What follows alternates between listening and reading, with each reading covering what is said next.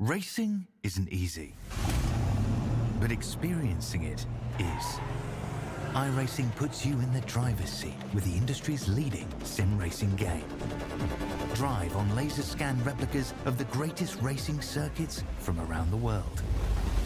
Go head-to-head against other drivers chosen by skill-based matchmaking to ensure competitive racing at every level.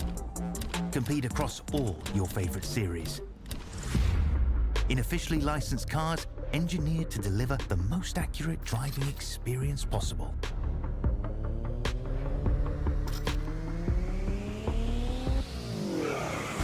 Join a race or host your own with players from across the globe. Race against the computer or in a league with friends. Feel the thrill behind the wheel. Visit iRacing.com.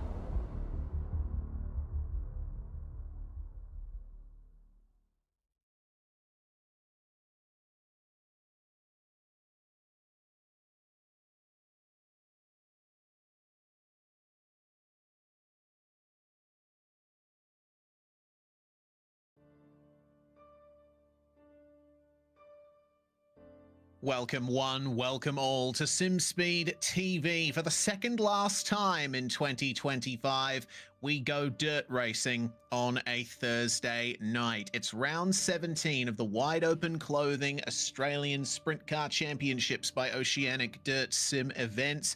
We're here at I-55 in Beverly, Missouri for the Neuropower Highbanks Hustle, the last round where drivers can drop points before the championship finale in a couple of weeks' time. It's going to be an interesting one indeed, and we're bringing it to you live here on YouTube, Facebook, Twitch, and Kick as always.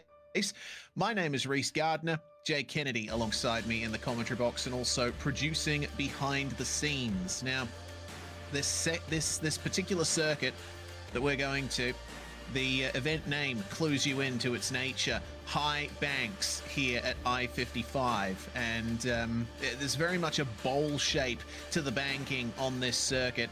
It is very highly banked up high near the wall, and you'll have an awful lot of speed to carry around the outside if you nail it. Also, depending on when you're tackling the track, depending on how it evolves. So the drivers are certainly going to have some troubles tonight. The format is as follows. The top 5 from each heat will advance straight through to the A main with 10 laps per heat. The C main of 12 laps with the top 4 advancing to the B main, and the top 4 from the B main advance to the A, same as usual. And once again, the top 8 positions on the A main grid will be reordered thanks to our friend the spinning wheel. A random draw will decide pole position from the top 2 in each heat. The A main will be going for 50 green flag laps with a 24 car grid.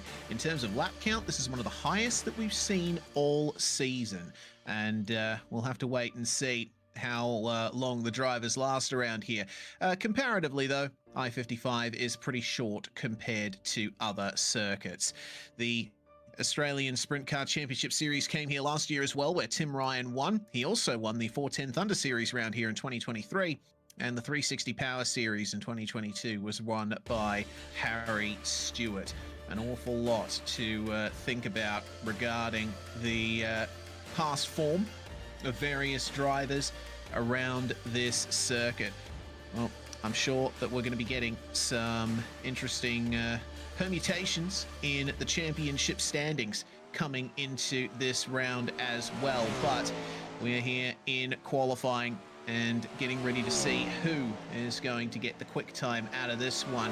Jay, I think I can bring you in now. This track is so incredibly fast and short. We are currently seeing the pole position time under 10 seconds. Yeah, incredible how fast this track is. The top 3 drivers at the moment are all under that 10-second bracket.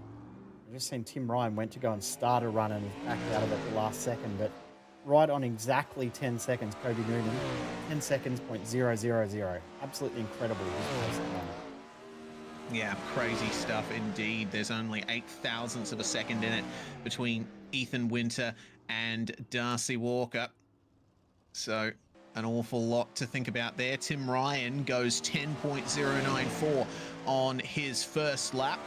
And we'll wait and see how the second one ends up going. 10.031, an improvement up to 5th place. So that should be good enough for, I believe, second place in the first heat. We are expecting only 4 heats tonight, so the top 4 will get pole position for each individual heat. And that is the result as it stands. Darcy Walker just missing out on the quick time by 0.008 of a second.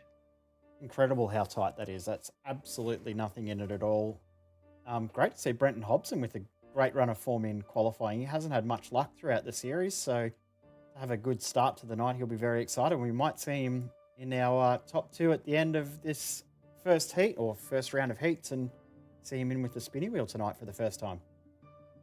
Yeah, a lot of potential for that one. Excellent qualifying performance from Hobbo. And then it is time for the heats after Australian Speedway results qualifying. It's time for the McSlide race heats. And Ethan Winter starts on pole for the first of them. Tim Ryan alongside him on the front row. Bradley Oldfield and Matthew Stables are 3rd and 4th, with Blake Walsh and Gary Redcliffe rounding out your top 6. Then you have Cameron De Bruin and Nick Mithen rounding out the last 2 spots in this field. Liam James, of course, in race control, so he will not be taking part in any of the racing tonight. But a pretty good field, all things considered. Winter and Ryan on the front row, a matchup that we've not directly seen for a couple of rounds, and to come to think of it, not all that much this season. They've often been separated by a few cars in most fields. Very interesting heat, this one, isn't it? With Winter, Ryan and Oldfield all together. Blake Walsh we've seen have form throughout. Cameron De Bruin's had form on and off throughout the season. So it's a very, very stacked first heat, this one. So I'm excited to see how it plays out. I think that qualifying run, the quick time we just saw, very, very mixed up from what we would normally see. Very mixed up indeed. So we're going to be getting a few drivers starting out of position over the course of the night. And that should result in quite a bit of excitement over the course of this night of racing. This track is only 530 meters long, and you really feel it watching cars go around. These laps are going to tick by in no time. 10 laps per heat at 10 seconds per lap. That is 100 seconds for a heat, or basically 1 minute and 40 seconds. We are going to have to be quick on our feet here, Jay. Definitely are, and positive that there was a tiny little bit of a hold there, just to make sure that everything was ready to go, and we can get through the pre-race important information. But track conditions, one thing that's a little bit surprising, we've been running a lot of races in the morning throughout this series, but tonight we're running in the afternoon, so conditions will be a little bit different from what drivers have expected throughout the series. Yeah, this is quite the interesting turnabout in terms of track temperature and time of day, etc. Keeping an eye on the track temperature, only 21 degrees Celsius, and I think that's pretty good for a dirt oval, all things considered.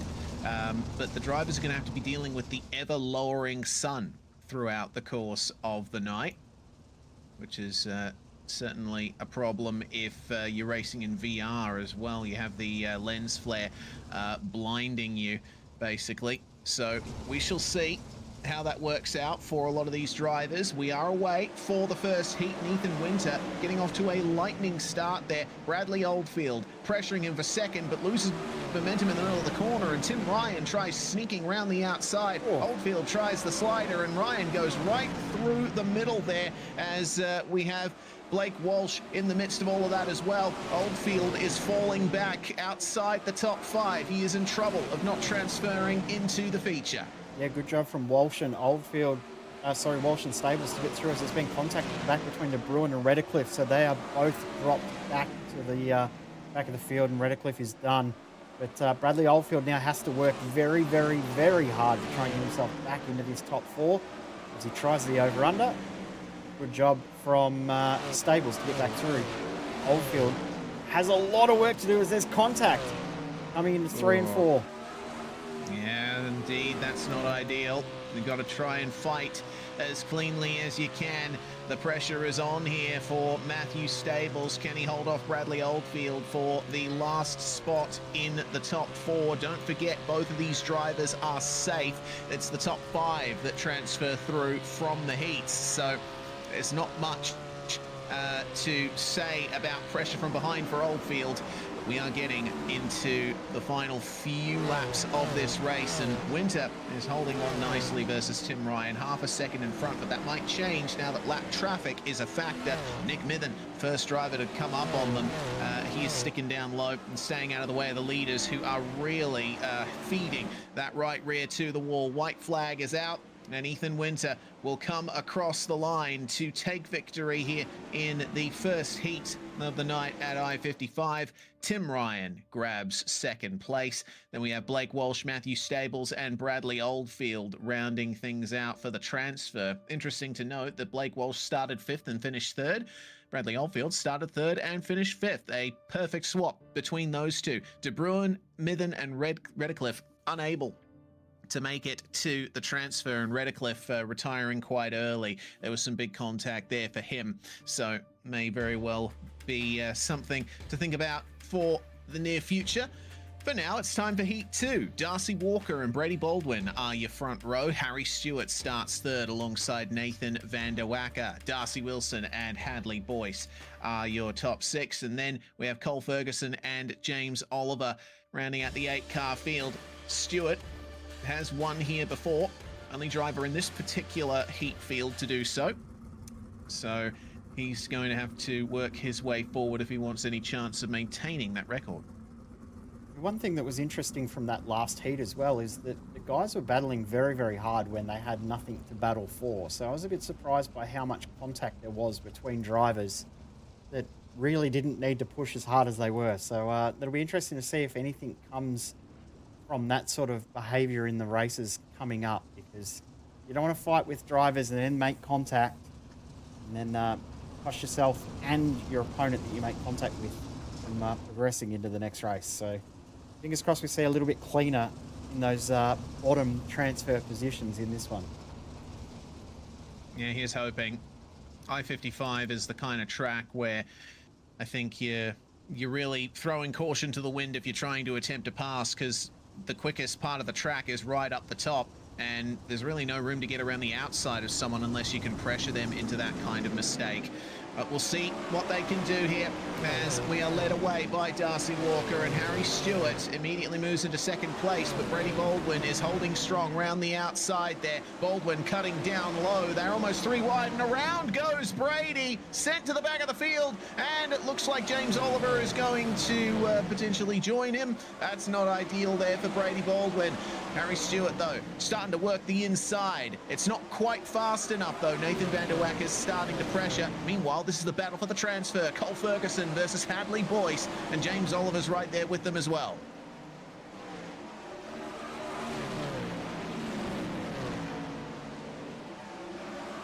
Ugh.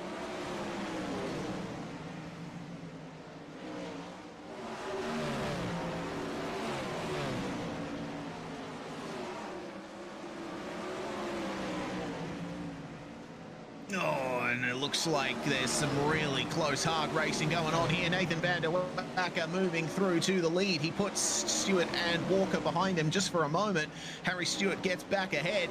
This is absolutely flying by. So much battling going on. We have the battle for the lead on bottom and the battle for the transfer up top, with James Oliver now trying to pressure Cole Ferguson for 4th place. And for the moment, it looks like Cole is pretty safe in that position. Oliver still has to worry about Boyce and Wilson behind him. There's definitely a lot to play for in this last lap or two that we've got here in the second heat. Stewart, it seems, has consolidated the lead, and van der Wacker, well, it looks like he might be building up some momentum for a potential move, but it looks like it might be too late. White flag is already out, and the race is over, with Harry Stewart winning from van der Wacker and Walker, Ferguson and Oliver rounding out your top 5. they will transfer straight through to the feature. Darcy Wilson will be mighty disappointed with how that went for him. Not to mention Brady Baldwin, who started on the front row and spun out and completely out of contention.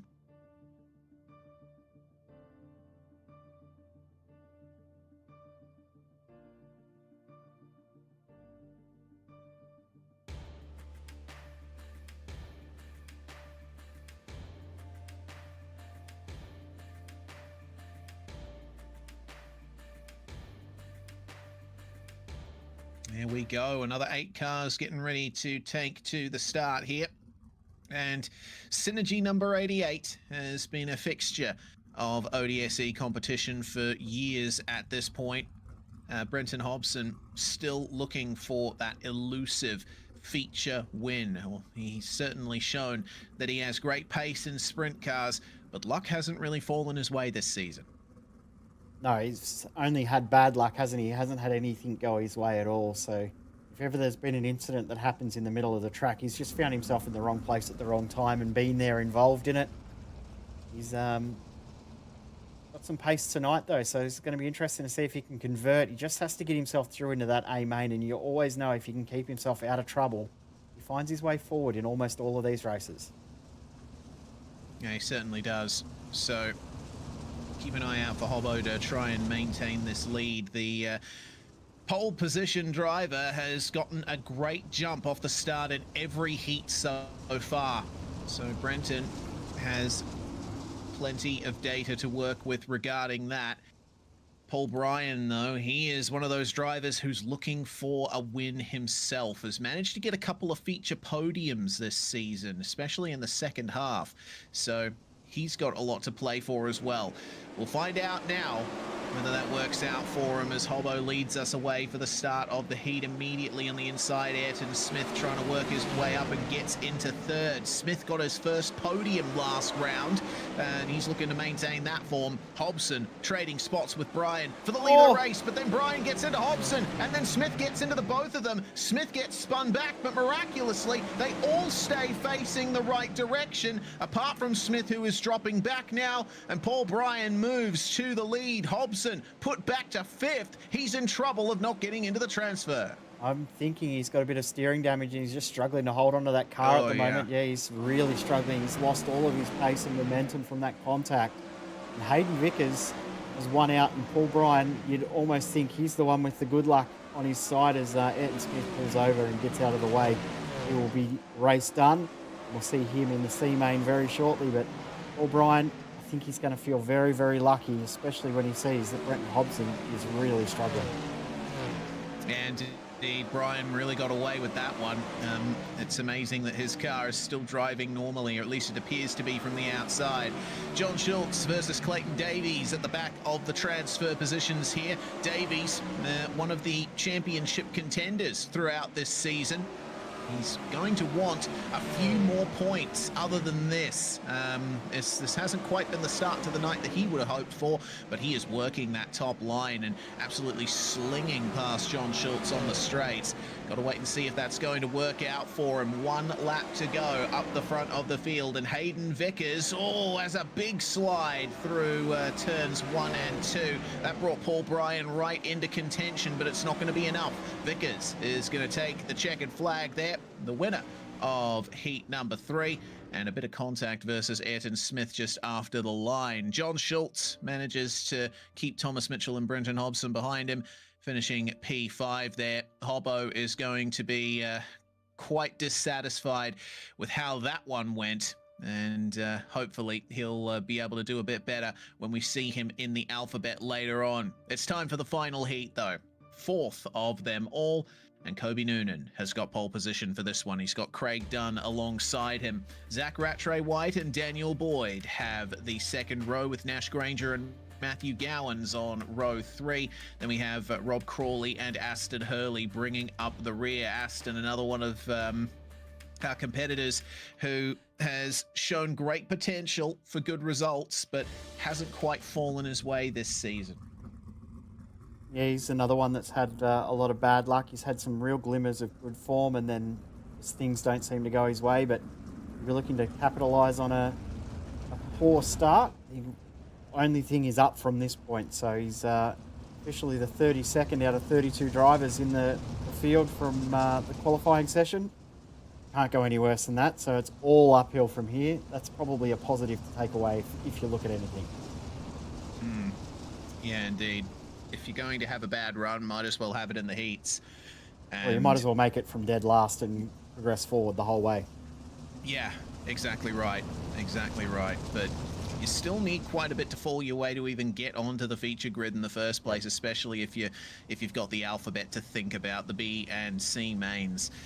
Yeah, it's almost an exercise in endurance, a night of dirt racing. So much going through your head, like the start. Kobe Noonan absolutely flying away at the start of this one. Zach Rattray-White versus Craig Dunn for second place, and they're side by side, trying their best to give each other room. But Kobe Noonan has got all the track to himself. It seems that he's struggling to maintain a consistent trajectory, though, there in the lead. I've seen that car buck sideways just a little bit and sort of fishtail around up top. So Noonan might be looking for a bit more stability here. Yeah, great start as well from Zach Rattray-White. Is this contact between he and Craig Dunn, and Dunn's into the wall. So from third to last in this heat, and Zach Rattray-White's lost momentum as well. So this is going to be very, very interesting now as Boyd's through, Gowans is through, and Aston Hurley is now into fifth and could be fourth. He is fourth. Yeah, this is working out well for Aston Hurley. Rattray-White just holding on to the last transfer spot. Matthew Gowans gets past Daniel Boyd for second place meanwhile. And Gowans hit the wall things are hard, starting to heat up there. Gowans had a big hit in the wall coming out of turn 4 on the previous lap, so fingers crossed his car is okay. It looks like it's got away with it. So Boyd will lose one more spot here to Aston Hurley by the looks as well, because Hurley is absolutely flying. That no qualifying time, well, that's really hurt him because he's got some good pace. Yeah, certainly has. Looks like he's more than content to try and work the inside line here, as it looks like it might be starting to come back. The top is slicking up a bit more, but Daniel Boyd is holding on to the momentum up top. The white flag is in the air for Kobe Noonan, who has led this heat from start to finish. How about the run from Matthew Gowans? He's going to finish in second place out of this one, with Rattray-White starting to struggle a little bit down there. Nash Granger moving into fifth, so Rattray-White in trouble as Noonan wins the final heat of the night, and Matthew Gowans finishes in second place after starting sixth. They'll be very happy with that, as will Aston Hurley, who started dead last and finishes on the podium. Boyd and Granger will move straight through to the feature grid, but Rattray-White, Crawley and Dunn will all have to work their way through the alphabet. Speaking of, we are about to get that one started here for the C main. This is one of the crucial segments of the night, presented by Apex Civil Solutions Queensland. Rob Crawley and Gary Redcliffe are your top two, with Baldwin and Smith in third and fourth. We only have Craig Dunn on the grid besides, so we'll see a very small field take to I-55 for 15 laps of racing. Interesting that we're starting with 5 and we'll leave with 4, so we're going to lose one driver. But I think that adds extra pressure. If you're the driver that's lost out and doesn't make it through the next race, it's almost an embarrassing end to your night, isn't it? Because there's only one driver not progressing to at least the B main. You don't want to be that driver that misses out. No, for sure. We've seen that kind of heartbreak many times before in ODSE fields, as the pace truck pulls away and we start our pace laps here. Well, Crawley versus Redcliffe versus Baldwin, Smith and Dunn. You know, I think that all of these drivers have a chance of transferring through. There isn't any one single driver I would pick as falling outside of that top 4. Which makes it even more crucial that you get a great start and have a great run, because you don't want to be the driver that misses out. Any contact between anyone around you, that could cost you. And one thing on our graphic at the start, we said it was 12 laps. It's actually 15 laps, and our B main will be 20 laps. So these races are a little bit longer, but as we said, this track is extremely short. It's only going to be 2.5 minutes or so of racing. It's not going to take long.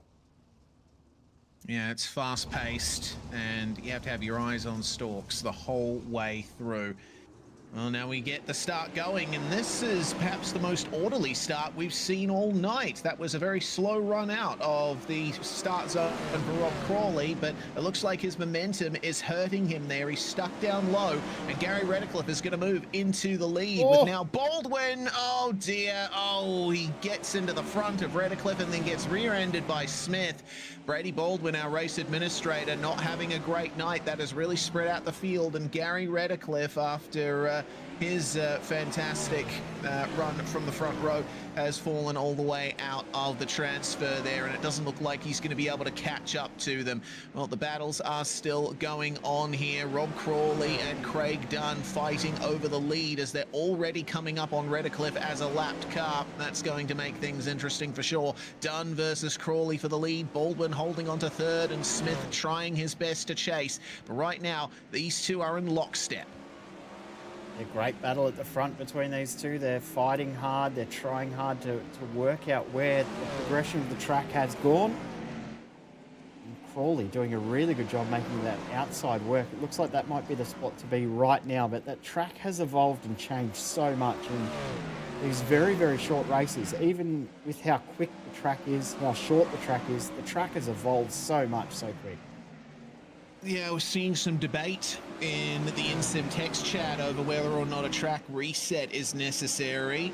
Some drivers saying, oh, the track's wearing pretty slow, but then Ethan Winter jumps in and says, oh, it's one lane already. So you never know, we might get a track reset during warm-up. We'll have to wait and see on that. But this fight is still going on between our top two. Only a tenth of a second separating them, often less. And it really is a battle of down low versus up high. You can see the difference in color in the clay. Lighter down low, that means there's more moisture. It hasn't slicked off, so there's a bit more grip down there. But up top, you can carry more speed despite the slickness of the line up high. It was working a couple of laps ago for Rob Crawley, but now he has fallen behind Craig Dunn, and he's going to fall under pressure from Baldwin here for second place. Yeah, Baldwin's done a good job to regather his composure and get back into this one, and he'll get that position done. Ayrton Smith also is still holding on to that position, and Redcliffe not able to match the pace of these guys at the front. 2 laps to go, and Craig Dunn has checked out now. He'll be able to just feel happy and content about his drive in this race. Yeah, certainly will. White flag out, and Craig Dunn, despite his dramas in his heat, will come away with a win tonight.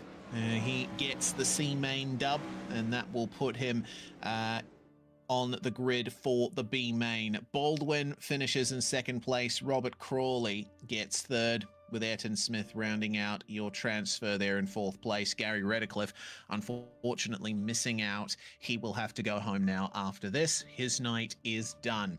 Now it's time to decide the last 4 positions on the A main grid. It is time for the B main, presented by SimWrap Market.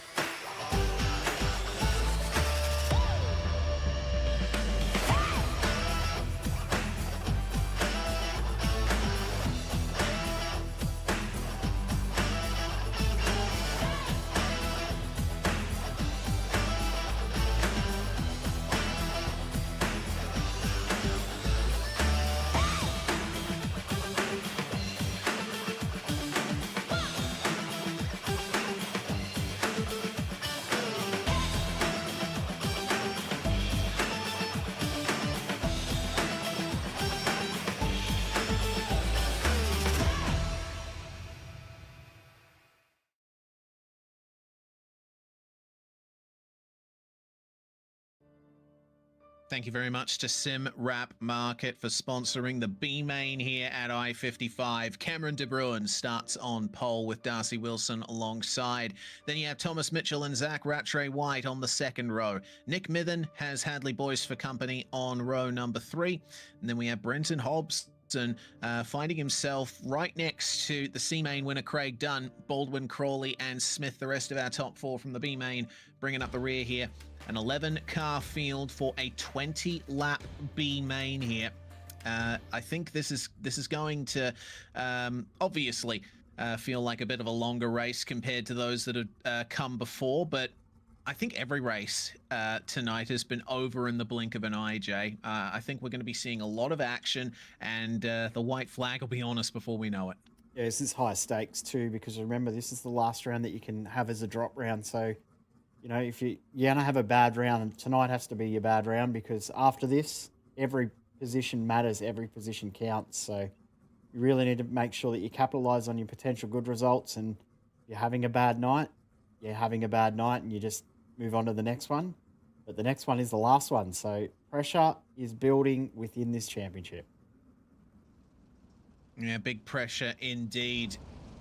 So Cameron De Bruin will lead us away in a few short moments. Darcy Wilson is looking for something better out of tonight's racing. He's usually a bit closer to the top, and it just hasn't gone his way tonight. You could say the same for just about everyone in this field. We've got Smith, who's just come off a podium at the last round, Brady Baldwin, who's usually way up there, Brenton Hobson, who had pole position for his heat and was unable to get things going. Well, let's see who finishes in that coveted top four to allow themselves a spot on the feature grid. We've decided 20 of our feature drivers. Now it is time for that last quartet as Cameron De Bruin leads us away. And that's a nice clean start from him, but he gets onto the slick pretty early, and I could see the understeer in his car. Oh, Brady Baldwin's just out. Not coping there. Oh dear, Brady Baldwin already out of the race, and it looks like things are getting a little interesting here. 2 wide, sometimes 3 wide in places. Rattray White moving up to second place. He's chased by Boyd and Dunn, with De Bruin and Mitchell trading spots. So are Mithen and Hobson, as Hobbo, you can see down low there in the blue car, is trying his best to get some kind of straight line going on that car, but it's sliding around so much on this really slick track. Yeah, he's just trying to find where the grip is and really struggling to find where it's located, because there is not much left. So as you said before as well, it'll be interesting to see if we do have that track reset or whether it stays as it is. Wilson and Retro White, they have checked out, but that battle for the rest from Dunn on back, there's 4 cars fighting over 2 positions right now between Dunn, Boyce, Mitchell and Mithen. The issue that Mithen and Mitchell have is that they're actually fighting and changing position a little bit. They need to sort themselves out to maybe work together, follow each other, push each other along mentally and maybe even physically. Oh, and it looks like the wall's doing some pushing of its own there, as Thomas Mitchell now falls further back into Nick Mithen's clutches, and Hadley Boyce up ahead of him occupies the final transfer spot. So I think Mitchell can see that opportunity slipping away from him unless Boyce makes a mistake of his own. Tell you what, it's been a good response from Thomas Mitchell. He's put down a couple of absolutely banging lap times. 11.217, fastest car of all on the previous lap, and this is a fantastic view just to see what the drivers are dealing with at I-55, including, it seems, some network issues for Hadley Boyce. Yeah, a couple of tech issues for Boyce. Hopefully that settles itself down very, very quickly. Also just seen confirmed from race control, the track will be reset in the warm-up. So while we're doing the spin wheel, the track will be reset back to original grading. Drivers will get a couple of laps, and then we'll have our 50-lap main. So that's going to be very, very interesting to see. We haven't seen too many track resets in the second half of this championship. I don't think we've seen any in the second half. No, we haven't. Rattray White through as well. Oh yes, he is through to the lead, and Thomas Mitchell's move on Hadley Boyce around the outside there was fantastic to watch as well. He's put on a great drive, has Thomas Mitchell. Maneuvering himself back into a contender position. Craig Dunn has had the best race of all, though. He sits in 3rd place, and he's got a good cushion behind him. He's not under all that much pressure. He's using that opportunity to work the low line and try and gain something on Darcy Wilson, who's let Zach Rattray White check out. Rattray White leads by over a second as we enter the final 4 laps of the B main. And Craig Dunn has a chance here to get himself an extra position on the feature grid. It'll be a difference of 23rd versus 22nd at this point. Brenton Hobson, he's missed a 6th place, but looks like he's trying his best to move into 5th there. Hadley Boyce starting to get a little bit closer. 2 laps to go up the front of the field. Can Brenton Hobson grab himself a 4th place? Thomas Mitchell and Hadley Boyce are together. Could Hobbo be a surprise here as the white flag is out for Zach Rattray White? We have plenty more racing to come here, but only about half a lap's worth here for Brenton Hobson. Can he get into the top 4? 3 wide, not able to get it done, or can he? The run out there, it's going to fall into the hands of Hadley Boyce, who gets the move done just in the nick of time. What a battle that was all the way to the end. Great fight, and well done to Hadley Boyce. Unfortunate for Mitchell and Hobson. Mithen, Crawley, Brady Baldwin, that's a surprise. Ayrton Smith, that's a surprise. Cameron De Bruin, that's a surprise as well. Those guys all done for the night. Now they have 1 round left in the season. What a night of racing we've had. Yeah, it's always fun to come to I-55. And we'll have ourselves a fun time with the spinny wheel here for the second last time in 2025. It's sometimes my favorite part of the night, just for the laughs that we get from it.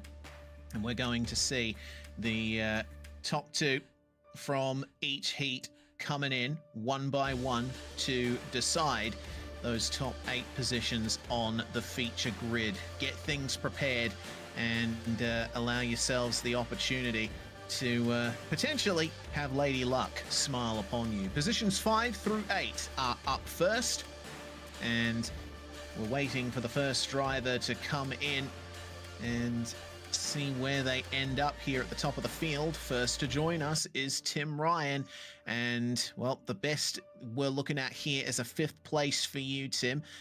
Things have certainly been hectic at this round.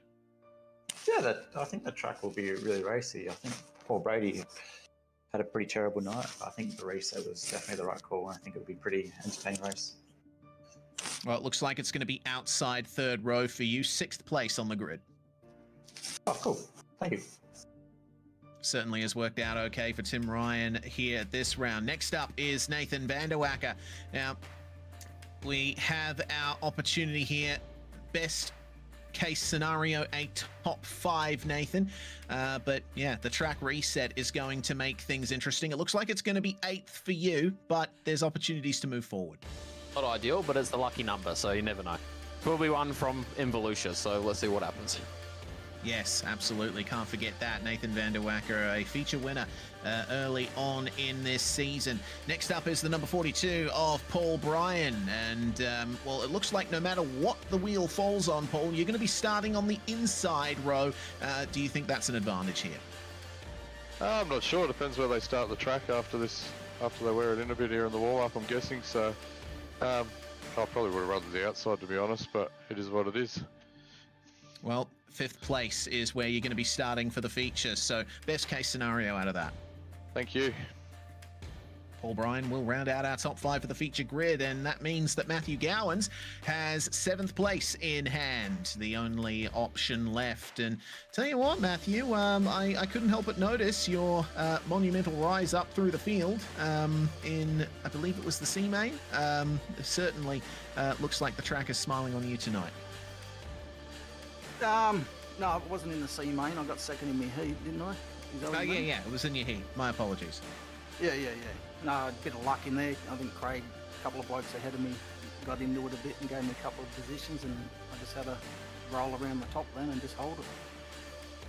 We'll see if that same strategy works out with an ever-evolving track in the feature. We'll say goodbye to Matthew Gowans and say hello to Ethan Winter, the first of our potential top 4 starters. Pole position is potentially on the cards for this one, Ethan. You've got a championship to try and defend here, and it looks like you're going to get the best luck of all. You have pole. It's funny that Joel's not here this week and I get pole. I guess it's just have to be like that for anyone else to get pole. So yeah, I mean, pole's not really too much here. It's 50 laps. It's a full reset, so things are going to change pretty quickly. So I hope they can do things on the fly and finish out on the top. Absolutely. Thanks for joining us, Ethan. And we'll say hello to Harry Stewart now. Well, pole position, unfortunately, is not an option for you. The second, third, and fourth are. Obviously, starting as high up as possible is what you'd ideally like, but we'll wait and see if that works out for you. Third place is where the wheel has fallen. Oh, yeah. Should be right. Yeah, try and finish. Be good. Can you win a race, please, Harry? No. Too much effort. Can't put together for more than 20 laps. So maybe this week. Probably not. We shall see. We shall see. Next up, Hayden Vickers. Well, Hayden, your luck this season hasn't always been the best, but looks like things are turning around for you here in the penultimate round of the championship, and you've missed out on second place, but fourth is still a fantastic starting position. Yeah, thank you. Been a struggle this year with work commitments and that. Yeah, it's going to be a long race. Certainly. It's going to take a lot of effort. We wish you the best of luck, Hayden. And finally, Kobe Noonan will join us. And Kobe, you have got outside front row, second place for you. Well, it's not too bad. Not what I was expecting going into it. I felt pretty horrible in the test session the boys ran earlier this afternoon, but should be good. Certainly should. You have got Ethan Winter alongside you on the front row. Best of luck. Thanks, mate. All right. That's going to be the last of our drivers who have had their fate decided by the spinny wheel, or at least the first part of that. And that's our feature top 8, Jay. Once again, our heavy hitters are in the mix, but a couple of surprises. Yeah, it's going to be a very, very interesting A now with this field as it is. Ethan Winter getting a bit of luck for a change, and as he said, no Joel here obviously meant that someone else had to get the pole, and he was the lucky one to get it. But we haven't seen too many winners of the first heat get that number one. It hasn't happened very much. I think it might have only happened once throughout the season, and that was Joel Berkeley. Yeah, indeed. Joel had some pretty suspicious looking luck with the spinning wheel, but we can assure I'm sure you... he rigged it. Yeah. He must have hacked into my computer to do it, because there's no other option, is there? Yeah, well, we've done everything possible to make sure that it's all down to chance. Well, the track has been reset to 0% usage, and the drivers are out there to try and work a couple of lines in and open up some options for passing in the feature. It's only going to be for a little bit, though. We have plenty of racing to come here. 50 laps under green flag conditions for the feature at I-55. And whoa, okay, already seeing some dramas there. While we have the opportunity, Jay, do we have the championship standings coming in this round? I don't have them coming in this round, but I do have them live as they are right at this exact moment. So I don't know how this is going to play out, because obviously not everyone will have scored points at this point of the night. So currently Ethan Winter taking over his job perfectly, but he's still very, very up for grabs. And of course, Brady Baldwin scored basically nothing tonight before he being knocked out in the D main. So that's going to hurt his championship. Yeah, it might end up in him falling outside the top 10 if he's not careful. And Joel Berkeley's not here tonight either. This is going to be a drop round for him. We'll have to wait and see how that affects things going into the final round. But Ethan Winter... Sorry, that's one thing we haven't talked about at the injury number as well. Is the top 20 get an invite back in next year? Have a look around this cut-off line of that top 20. Darcy Walker in 18, Andrew Grimshaw and Lachlan Mead. There's only 6 points between those guys at the moment. And then you drop back, Haley Lease and Craig Dunn. They're not far away. And Craig Dunn's got some pace tonight, so don't be surprised to see him shoot up into that top 20. Yeah, indeed. Tim Ryan's going to have a lot of things go his way in the last couple of rounds as well to try and get back into the top 20. He is a former champion of this series, so he will certainly want that opportunity. Invite, maybe he might be able to swing an invite. Who knows, though? Who knows? We might see him have to come through the qualifying series, which will be on later this year or early next year. I'm not 100% sure, but keep your eye on the ODSE socials for the qualifying series, which will be entertaining as ever. not broadcast, but if you want to be a part of it, keep your eye out, because the Contender Series last year was incredibly intense. Yeah, it absolutely was. A lot of heavy competition here in the Oceanic Dirt Sim Events space. While we have a moment as well, a big thanks to Neuropower for being the title sponsor of this round of the championship, an organization ran by ODSE driver Tristan Yellen, dedicated to enhancing the lives of individuals with neurological conditions. Tristo himself has motor neuron disease and has struggled with it in the past, so a great opportunity to give back to the community and help other people out with Neuropower, whose mission is to provide essential support and resources, financial assistance and accommodation to alleviate isolation and financial burden for those who suffer from neurological conditions. Well, here we go then. It's time for the feature. We've flicked over the session. There's your top 8. Winter on pole position with Noonan alongside. Then Stewart and Vickers on the second row. Paul Bryan and Tim Ryan are row 3 with Matthew Gowans and Nathan Van Der Wacker. Rounding out your top 8 and rounding out your top 10, Blake Walsh and Darcy Walker. There we go back to Clayton Davies and Aston Hurley on the 6th row. 7th row will be Matthew Stables and Cole Ferguson. Bailey Leeson and Daniel Boyd next. Bradley Oldfield and James Oliver on row number 9. Row 10 will be John Schultz and Nash Granger. And then the 4 that we saw come through, that very, very entertaining, spicy, intense B main. Zach Ratro White drove away with it. Darcy Wilson, Craig Dunn, they were pretty safe. But Hadley Boyce, what a fight he had. What a position to take back right at the end to steal it, get himself through into this A main. Yeah, indeed. This is going to be a very interesting feature indeed. Presented by Wide Open Clothing, title sponsor of the series. Make sure to check out Wide Open Clothing. A big supporter of the Oceanic Dirt Sim Events crew, and we're looking forward to bringing you some more fantastic racing here. Hard Charger Award also up for grabs, thanks to Mono Creative. Who's going to get it there? As we have Ethan Winter lead us away for the start of the feature here at I-55. And he's protected it nicely from Harry Stewart and Kobe Noonan. Noonan falling back to 3rd place and starting to fall under pressure from Paul Bryan, who is charging up through the top 10. It's looking pretty fantastic for him at the moment. Noonan now falls back to 4th. He is starting to go backwards. The track is still pretty fresh right now, but we're already seeing some slick lines start to form as Nathan Van Der Wacker tries his best to keep Matthew Gowans and Tim Ryan behind him. And everyone has stayed very, very much in those 2 lines, except for Van Der Wacker, who's trying to make a middle line work for a moment there, but he's now tucked into that low line. Well, he's alternating it a little bit down the straight, but see, Tim Ryan's one that has tried to make things work, as well as Matthew Gowans is also trying to make that middle work now as well. That middle not quite there yet, but I think it won't be too long before everyone from that low line goes to the middle. Yeah, we're starting to see the low line really come into its own here. Harry Stewart's just taken the lead from Ethan Winter, and the top 4 have compressed. Blake Walsh is sitting in the background in P5.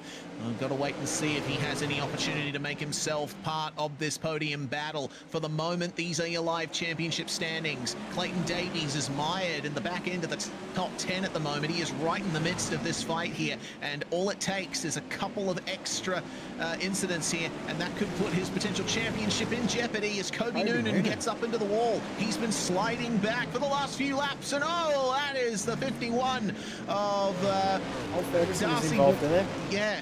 Cole Ferguson and Bradley Oldfield, I believe, as well, getting involved in a bit of a smash there in the midfield. But everyone keeps going, and we stay green. Yeah, impressive that everyone's kept it going semi-straight, and we are still green for now. Granger also having a couple of issues right at the back of the field, but at the front, Harry Stewart has checked out a tiny little margin over Ethan Winter. Blake Walsh is doing a great job. As we've got an incident at the back, Hadley Boyce is out of this race. Oh dear, looks like Craig Dunn will join him. I wonder if those 2 cars came together. Hadley kicks it into reverse as the pace truck comes out of the pit lane. This is what happened to Dunn. Hadley Boyce there. Oh, Okay. So that's what happened to Dunn, and then Hadley Boyce gets involved there. That was the 25 Nash Granger that ended up putting Craig Dunn onto his roll cage, and looks like Hadley Boyce was just an innocent victim of that. It happened right in front of him. Now, with this being a longer race, I'm not 100% sure. I haven't been advised by race control, but I'm guessing, yeah, I can just see a few drivers have come in and used their fast repair and have got back out. So I was guessing with the longer race that we might have seen drivers have a longer window for that fast repair, and can confirm that that is the case. Righto. So a couple of reorganizations of the running order as we make our way around. Restart has been changed back to double file here. So let's hope that there's another clean start for everybody here. Looking back through... Yeah, looks like it. Looking back through the field, looks like the hardest charger for the moment is Darcy Wilson. Seems to have gained some 8 positions in this first stanza of the race. So he'll be up for that Mono Creative Hard Charger Award for sure. As the field forms up and we get ready to resume green flag running, Harry Stewart will put the power down and straight line it as best he can into turns 1 and 2. Ethan Winter now under attack from Blake Walsh and Paul Bryan. Walsh trying around the outside is going to try and grab second place. Awesome. Momentum is with him, and the 97 moves up.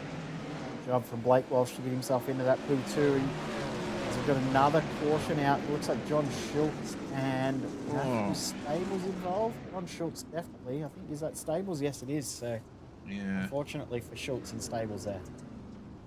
Yeah, not ideal, and it looks like it was all triggered by a little wiggle for Matthew Stables, right in between Bradley Oldfield and Bailey Leeson. We'll have to wait and see exactly how John Schultz got involved. Suit Speed, of course, on the replays. Good friends of us here at SimSpeed. Thank you for your support. Yeah, that was the moment that the caution came out there. Yeah. But Matthew Stables ended up spinning on the high line, and it looks like Schultz just had nowhere to go and no time to respond.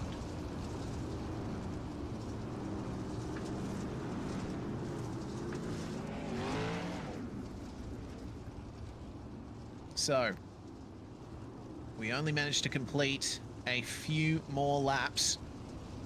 As we can get the Super Speed replay back up, this is John Schultz's view of the incident. Tips it in, and the spin happens right in front of him. He'd already committed to the corner. His car was sliding. It's very difficult to adjust your line in those circumstances. So Schultz, I think, unintentionally going for a wingless sprint there. Yeah, it would be a bit disappointing. Now, I've also heard from race control 20 laps everyone has to use their fast repair. So still got a chance to bring it in, get a fast repair done, and go back out. John Schultz has done that. We'll resume the race. As Harry Stewart gets us back underway, we are green. Harry Stewart leads us away, and Blake Walsh was, looks like up high. Ethan Winter down low, and under pressure now from Clayton Davies, who has rocketed his way up the top 10. And probably changed a couple of settings under caution. So has a great opportunity to get himself into this. Yeah, Van der Wacker is right in the midst of all of it, isn't he? As the slider attempted by Clayton Davies and Harry Stewart. Paul Bryan trading spots with Davies there, who's looking pretty comfortable down low, but the pace is up high and making the slide job work. Blake Walsh gets ahead of Harry Stewart, but immediate response there from the number 96. This battle's going to continue for a while, I'm sure. 100% it's going to continue as Blake Walsh tries again to get this slider done, and he'll come back behind Harry Stewart, who cuts back underneath. Paul Bryan, good moment there for Harry Stewart. Paul Bryan and Clayton Davies, they continue to change positions just behind as well. Now we're 3 wide coming in turns 3 and 4.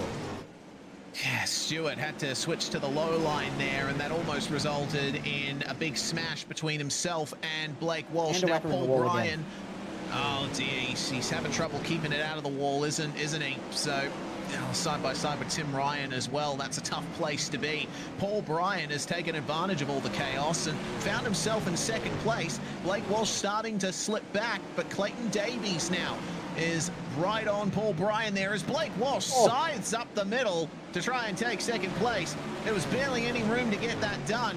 Sometimes it's a Hail Mary, and I mean, we see that all the time in sprint cars. 100% we do. The repair window is closed, so no more fast repairs, any more cautions. If you've got damage, you've got to deal with it. And still got 23 of our 24 drivers out on track. And Harry Stewart is starting to skip away, about half a second in the lead at the moment.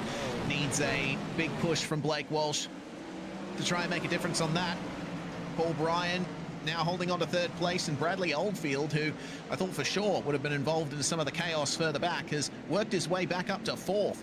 It's looking fantastic for Bradley at the moment. He is now the hard charger in this field. Yeah, plus 13. So great job from him. Darcy Wilson also from B main is up into the top 10 as well. So great job from both of those guys. And look at how much the track has slicked up here. There's barely any grip to be heard of around this circuit. And they're all struggling to keep their rear ends in check.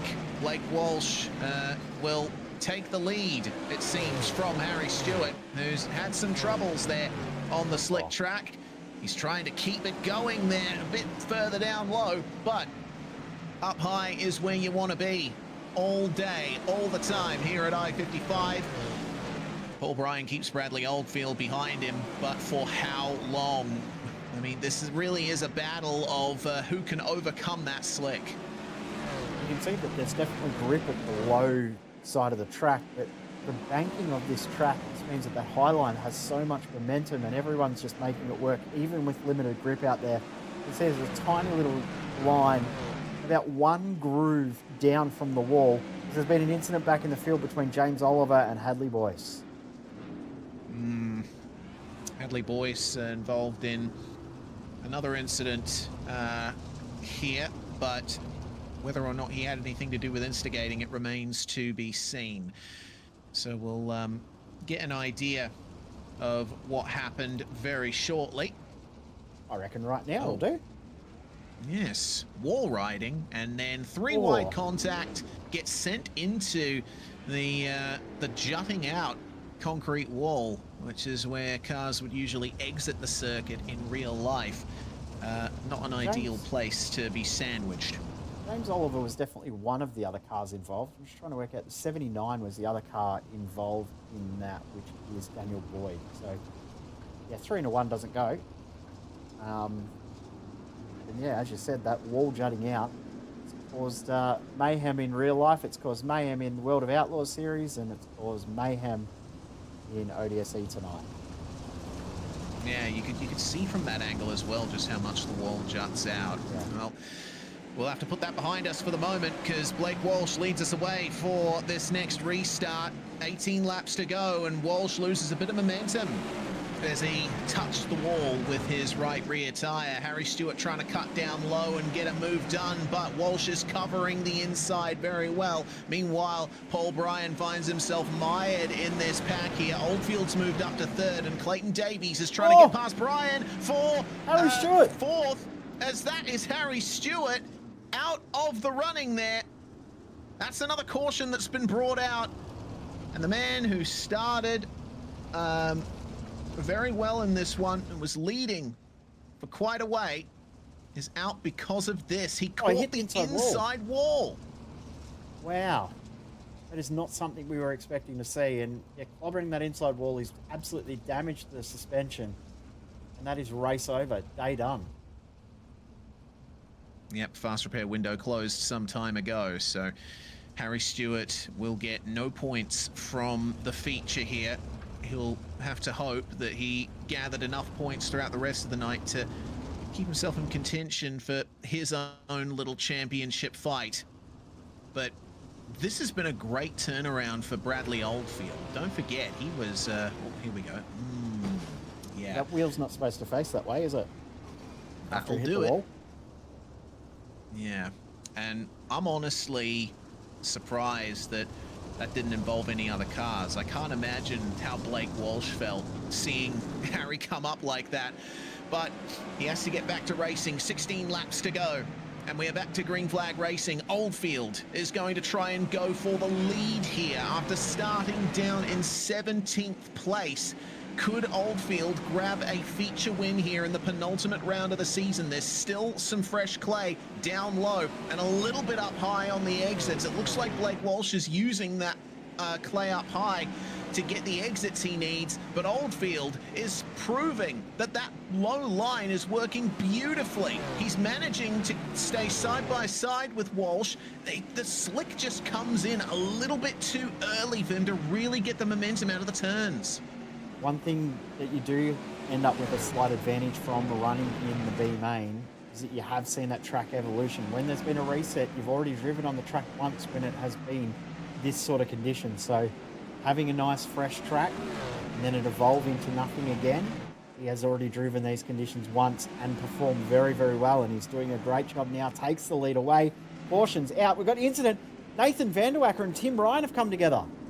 Oh no, that's two more of our heavy hitters in the usual top 10 in every single round so far. Vanderwacker gets back going, but it seems Tim Ryan is out. How did this happen? Ryan goes down to the inside and clobbers Vanderwacker in turns. Ethan Winter as well. Yeah, that did involve Ethan Winter. So our pole sitter is looking like less and less of a factor here. As we reach the final 10 laps of the feature. Great timing for Bradley Oldfield, though. He managed to get the lead just in time. 100%. He's done a great job, and shout out to Blake Walsh for maintaining that pace that he's had throughout the night. And Paul Bryan in third. I'll tell you what, if you had said at the start of the night our top three with 10 to go was going to be, Bradley Oldfield coming through from the B main, Blake Walsh and Paul Bryan, I would have said there's no chance, especially when you saw all those heavy hitters right at the front to start that race. Crazy night of racing, and hey, still 10 laps to go, 10 green flag laps to go. Anything could and probably will happen in this race. It's going to be a frenetic final 10 laps. Reminder, 100 seconds or so. That's going to be around about a minute and a half plus a bit more here as we get the green flag going again. Walsh is in the wall and Paul Bryan sees the opportunity, is all over the back of him. Clayton Davies looking at a podium position as well, as Bradley Oldfield has already skipped away to a half a second lead. It's looking like the low line is where you want to be now. Even Walsh is getting down there. Yeah, see that Walsh is making that work pretty well. Bryan still making that mid to high line work, and Clayton Davies is trying to absolutely hug the wall. We saw Harry Stewart try that and saw how quickly it could end. So you've got to be very, very careful running that extreme low line. 7 laps to go, and I tell you what, here comes Darcy Wilson and Ethan Winter. They're not out of this one yet either. Yeah, for sure. Darcy Wilson having a great race at the moment, up to 5th, and that is 17 positions gained, one more than Oldfield. So it's a big battle here for the Mono Creative Hard Charger Award. And Wilson right at the back of this one. He finds the room around the outside on Clayton Davies on the way into the corner, but his advance is blocked midway through. 4 laps to go for Bradley Oldfield. He is now over a second in the lead. It is a race for second between Blake Walsh, Paul Bryan and Clayton Davies, with Wilson and Winter on the outside looking in. Yeah, Davies is not quite able to get that position. He's losing ground at the exit of turn 4. He's fighting it back through 1 and 2, but then he's losing ground through 3 and 4. So he's not able to fight yet, but I'll tell you what, he's got to be careful because Darcy Wilson is right there. Ethan Winter might not have enough to close in for the top 5. But don't discount. Oh no, moment for Bryan. Oh, and the yellow flag is out. We're going to have effectively a single lap or 2-lap dash. Yes, 2-lap dash to end the race here. And Paul Bryan, after working so hard all the way through the feature, has all of his hard work undone. That is so unfortunate for him, but that is just something that happens in this sort of racing. It's just one of those things. He'll be devastated, but it's not over. The night is not done. He will still have a chance to gain a couple more positions, but he will be devastated with how that has played out. And Clayton Davies will be especially devastated for the part that he played in that incident. He has been given an end-of-line penalty by race control for causing that contact. So Davies under the pump, trying to maintain a top 3 position in the championship. This is going to be a big points loss for him. Yeah, definitely going to change the whole complexion of the championship. So it's going to be interesting to see what comes from this result. It's going to be a very, very interesting night, how it plays out now and what the championship situation looks like. Tiniest little bit of contact, but that's enough to send the car around and basically end Paul Bryan's night. He was having such a good run, and it's, you know, all that hard work is gone. He's back down to 13th on this restart. Speaking of restarts, we're about to get going for it. Bradley Oldfield assuming the position at the front of the field as we wait for the pace truck to find its way into the pit lane. And away we go. 2 laps remaining here at I-55, and Bradley Oldfield has made the slick track work for him here in the last dying laps of this event. Blake Walsh versus Darcy Wilson for P2. Walsh has held on to a top 3 position for many of the laps here tonight. Can he continue that run? Oldfield has no pressure on him at all as he makes his way to the line, and he will grab the feature win in Peverley here. The Neuropower Highbanks hustle goes to Bradley Oldfield, with Blake Walsh and Darcy Wilson rounding out your podium. Good run up from Ethan Winter in the final couple of laps too. He managed to grab 4th, and that is one of many reasons why he is the current championship leader. Cole Ferguson and Bailey Leeson both made up great positions, up 9 places each to 5th and 6th, but tell you what, the driver we'll be celebrating most is undoubtedly Bradley Oldfield. What a drive. Yeah, and also I want to shout out to Zach Retro White. Remember, he came through with one of the last positions from the B main and made it into the top 10 as well. So well done to him. Great job. What an exciting night of racing that was. I'm very happy with how that went. On the results, we'll see Bradley Oldfield get maximum points from the feature, the A main, here tonight, with Blake Walsh and Darcy Wilson rounding out your top 3. It's Ethan Winter and Cole Ferguson who round out your top 5. Also worth noting, the Mono Creative Hard Charger Award will go to Darcy Wilson, who managed to gain 19 places there. He started outside the top 20. That's a fantastic drive. With Bailey Leeson, Matthew Gowan 6th and 7th, Kobe Noonan, Darcy Walker, and Zach Rattray White round out your top 10. And there we go, back to Matthew Stables and Hayden Vickers. Paul Bryan in 13th. He'll be very, very devastated with that. Deserved a podium, but not to be. We go back to Nash Granger and Nathan Vanderwacker next. John Schultz, Clayton Davies, Aston Hurley, Daniel Boyd, Hadley Boyce, and DNFs to also Tim Ryan, Harry Stewart, James Oliver, and Craig Dunn. I'll have a chat to a few drivers, I think, Rex. Yeah, indeed. And the first we should speak to is our A-main winner, Bradley Oldfield.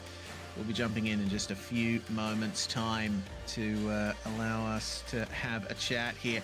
Welcome, Bradley. I mean, what an amazing gain that you made in that feature, up 16 places to take the win here at I-55. And I think the track evolution played a big part in it. You were one of the first to really start making that low line work. Yeah, I actually pretty much only went down there just to try and keep out of everyone else's carnage, and then it just started working. I was just picking people off, and the closer I got to the front, the more I realized that bottom was actually pretty good. And I didn't exactly set myself up for the bottom, but turns out like it was just car was pretty good everywhere. So now I was like, can't be any happy with the result, really. Can't be disappointed with a P1. No, absolutely not. It's a great points haul here in the second last round of this championship. It's been an up and down season for you, as it has for just about everybody in this field, but we only have one round to go in a couple of weeks' time at Lanier to end off the season. Pretty similar track to I-55, pretty high banking, but it's a bit wider, so the racing should be good there too. Yeah, and obviously dropping down the 360s as well. been pretty strong every round in the 360s. So hopefully we can make another claim for another win and see what we can do. But that was a good night out. Yeah, very good night indeed. Well, thank you very much for joining us, Bradley. Is there anyone you'd like to thank before we let you go? Just Pace Apparel, Stick Suspension, Ultra Engines, Oval Settlements, Comex Civil, all the guys back in the Discord, Ulick. Thanks to Harry, I think he actually played a bit of a part in racing Blake, maybe just causing a bit more tire wear on Blake's behalf. But yeah, I think I was pretty confident in the end. I think I might have got him either way, but it was good racing and clean night. Can't complain. Awesome. Great job, Bradley. Thanks for joining us, and we'll see you next round. See you then. Bradley Oldfield, our A main winner there. And finishing second place to him was Blake Walsh, who was battling with Harry Stewart for the lead for the majority of that A main. And then you found yourself maybe a bit surprised there by the run that Oldfield was getting down low. Yeah, we were really good for probably the first 35, and then the track went a lot slicker than I thought it was going to. And Brad was good on the bottom. I just didn't have what he had down there, so I thought I'd play it safe and run where I could and pound the top and, yeah, bring home a second. You were certainly involved in quite a bit of heavy battling there at the start, particularly with Harry. But yeah, you worked the high line very nicely in those early stages. It's a difficult track to race, though, because, I mean, this event is called the Highbanks Hustle for a very good reason. You've got to be up top if you want that momentum. Yeah, I like pounding the top. It suits to me. And we got to the front pretty quick. We rolled off ninth, and I think it was lap 12, we were in fourth, and then not long after that we got to the lead. Just on one of them green flag runs, I probably spent too long messing around with Harry, throwing sliders, and it sort of brought us back to the field. But I think Brad was probably going to get us either way. He was really strong on the bottom. Well, regardless, very solid result. A podium here in the penultimate round of the season, Walsh. Is there anyone you want to thank for that before we let you go? Yeah, no, I'll take it. We've had a pretty bad run as of late, and hopefully running second tonight, Brady won't kick me off the team. And yeah, just all the SSR guys, you guys for streaming it, Brady for putting it on, and yeah, just everyone for coming supporting the Superior League on a Thursday. Thanks very much for joining us, Blake, and congratulations on the P2. Thanks, mate. See you next week. Yes, only a little bit to go in this season, and final spot on the podium, also picking up the Mono Creative Hard Charger Award with a whopping 19 positions gained in the feature. Darcy Wilson, that must have felt good. Yeah, I actually felt comfy in the feature there for once tonight. Qualifying, we fairly butchered that up. Heat race went backwards. B main weren't too bad, so then I was a little bit lost on what I was going to do, so I just put the old faithful setup in that I've kind of had sitting there for about 3 years that I've always just gone back to, and yeah, went back to that and just felt comfortable probably 2-3 laps in, and if I could just keep my nose clean the whole time, I knew I'd be there in the end. I wasn't expecting to go from 22nd to 3rd, but I felt probably definitely top 10, maybe top 5. But yeah, I was pretty happy with the end result. Were there any changes you were making to the wing setup and such as the field wore that track in? Yeah, I think I obviously started the wing all the way forward, and I reckon I only went back 2 clicks, I reckon. So I felt pretty dialed from start to finish, only a slight adjustment, and then obviously that last yellow that I was involved in knocked the front end and the front wing about. So the last couple laps it wasn't great, but before that it was actually really comfortable. It's been a crazy 2025 season. Fantastic job to get a podium in the penultimate round, and you'll obviously be hoping for more of the same next week at Lanier. Darcy, before we let you go, is there anyone you want to thank for your result? Yeah, definitely. I'd just like to thank Ulick Sim Sports, Tinder, Australian Racing Products, Harry and Brad for just putting in a couple laps about half an hour before the session like we always do. Congrats to Brad on the win, Blake on for second, Brady for the league, yourself with the stream, Joel Berkeley, and Hagan Carbwell, and that's it. Thanks for joining us, Darcy. See you next round. Thank you. Well, Darcy Wilson, our last podium placer there, Jay, and the championship standings look like this coming out of the penultimate round. Ethan Winter still in the lead coming into the final round of the championship. It's not quite far enough ahead of Clayton Davies for him to be called champion just yet. It's going to take one more round of hard racing at Lanier to sort this out. Yeah, and you can't say never with how tonight went. The contenders that drop very, very quickly. You can't say that the impossible won't happen. Interesting that Joel Berkeley actually scored 80 points tonight with the drop rounds changing around. So he's actually still gained points even though not turning up tonight. And you notice who's dropped out of that top 10. Brady Baldwin is now out of the top 10 as well. So we said that he's had a shocker of a night. He's actually back to 12. So that's a big night. Craig Dunn with his impressive run into the top 20. Yeah, indeed.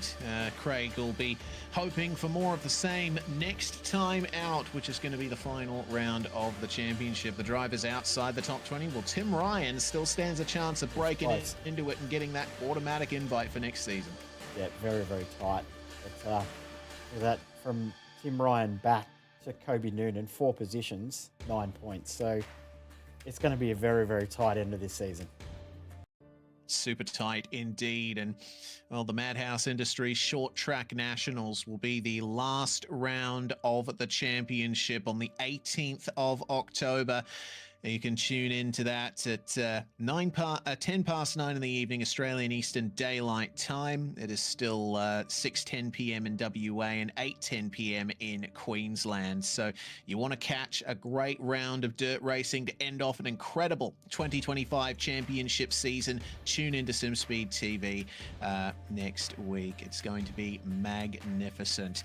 Well, finally, we want to give our thanks to everyone who helped to make this event happen, to Wide Open Clothing and all the other sponsors who we have thanked throughout the night, and to the crew at Oceanic Dirt Sim Events for making this happen. Also, Neuropower, title sponsor for the Highbanks Hustle at Federated Auto Parts Raceway at I-55. I'm Reese Gardner, Jay Kennedy alongside me in the comms box here on SimSpeed TV. Whichever platform you've come from, we thank you for watching, and we'll see you again next time.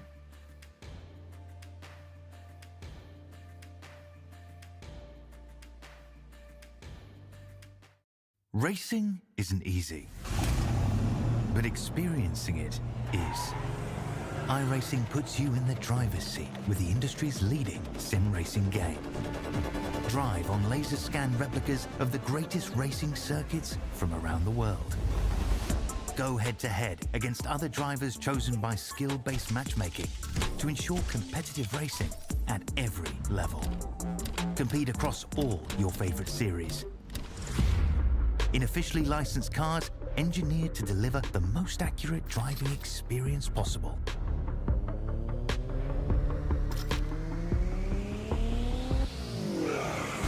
Join a race or host your own with players from across the globe. Race against the computer or in a league with friends. Feel the thrill behind the wheel. Visit iRacing.com.